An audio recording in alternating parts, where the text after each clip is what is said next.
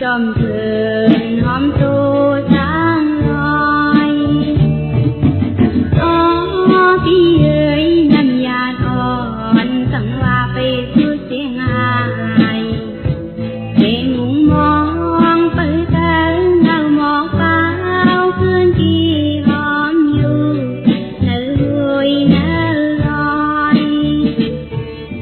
coi gió nam cứ ngọt theo tròn kề bên khuyến nhà cạnh kèn đi giờ thấy ông toán nằm lùi con mơ khao một bao hòn đừng cho dù trong ti cũng loi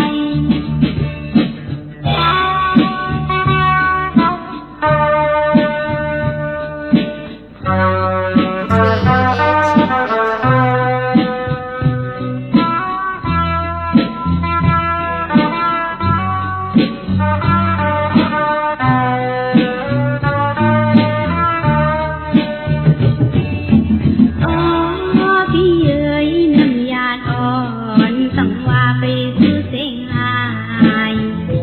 để muốn mong bơi tới nào một bao cơn kỳ hôm dù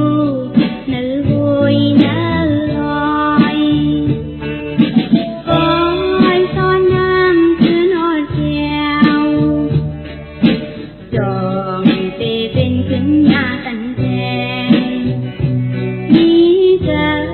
thấy ông toán nằm lùi con mơ khao một bao hòn lên cho dù trong ti cũng loi mong cho dù trong ti